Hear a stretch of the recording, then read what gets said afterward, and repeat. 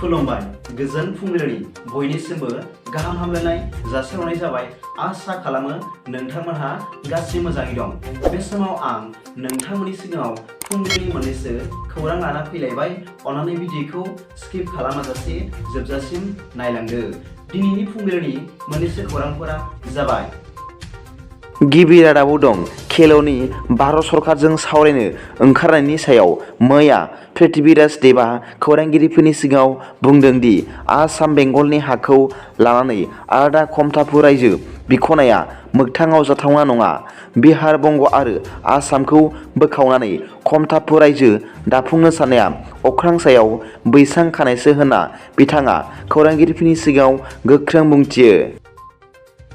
नैथि रादाबाव दं बर' माहारि बर' फरायसा आफाद बनसुनि लोगो नेहाथारि हेमचन्द्र ब्रह्मआ मैया खौरांगिरि मेलनि गेजेरजों बुंदों दि आलादा रायजो बड'लेण्ड डाइलगखौ थाबैनो जुरिनांगौ होनना सरकारनि खाथियाव गोख्रों दाबि दैखांदों बनसु आफादआ। बिथाङा बुंबावदों दि भारतनि गाहाय मन्त्रि नरेन्द्र मदि आरो भारतनि नखर मन्त्रि अमित शाह लोगोसे हादरगिरिनो गोसोखां बिलाइ दैथायहरदों बनसुआ होनना बुंथियो। लोगोसे खेल'नि खमथाफु रायजोनि सावरायनायखौ बनसु आफादआ बरायदों। थामथि रादाबाव दं खमथाफुर रायजो दाफुंनायनि सायाव मैया आसामनि गिबि मन्त्रि मानाव गेदेर डक्टर हिमन्त बिश्व शर्मा बिथाङा खौरांगिरिफोरनि सिगाङाव बुंदों दि बिथां खेल'नि आफादगिरि जीवन सिंह ख'सआ मिरु सरकारजों सावरायनो फैबाय। बिथाङा जिरायथ'दों। बिथांमोनजों लोगोसे ULFAखौबो गोजोन गोरोबथानि थाखाय सावरायनो थोंजों एबा खेंसालियायै जगाजग खालामगासिनो दं होनना बिथाङा फोरमायदों। लोगोसे बिथां गिबि मन्थ्रिया फोरमायबावदों दि बे नङा दि खमथाफु रायजोआ 26 जानुवारि एबा 15 आगस्तनि सिगां सोरजिजागोन, बेयाव माखासे सम लागोन होनना बिथाङा फोरमायबावदों। ब्रैथि रादाबाव दं मैया बिटिआरनि गाहाय मावफुं सोद्रोमा मानाव गेदेर प्रमद बर' बिथाङा बङाइगाव रिफाइनारिनि सनाथि मायथाइ फोरबो फालिथायनि जथुम्मायाव गाहाय आलासि महरै बाहागो लानानै बेसेन गोसा बिबुंथि लाखिदों होनना मिथिनो मोननाय जादों।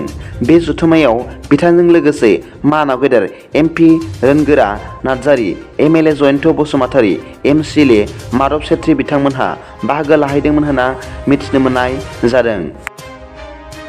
बाथि रादाबाव दं मैया बृहस्पतिबारखालि भारतनि गाहाय मन्त्रि मानाव गेदेर नरेन्द्र मदि बिथाङा मुम्बाइआव दावबायहैनानै 38,000 कौटिनि माखासे बिथांखि लानायखौ बेखेवदों आरो माखासेनि थाखाय अन्थाइ खाम्फा गायसनदों होनना मिथिनो मोननाय जादों।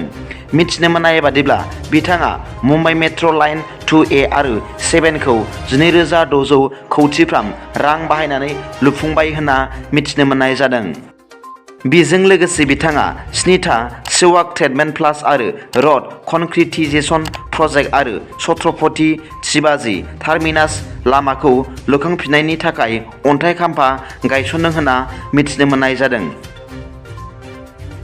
दिनैनि फुंबिलिनि मोननैसो खौरांफोरा दा बेखिनिल'मोन। भिडिअखौ मोजां मोनदोंब्ला अन्नानै लाइक आरो साबस्क्राइब खालामनो दाबाव आरो बेल आइकनआबो थुनानै ला, जाहाथे आं गोदान निउस आपडेट लानानै फैब्ला नोंथांनियाव सिगांग्रो नटिफिकेसन सौहैयो। दा बेलासिनि रादाबाव नोंथांमोनखौ आंनि चेनेलाव गोसो गोथारै बरायहरनाय जाबाय। गोजोन्थों। एसेनोसै। जय बर' हारिनि जय।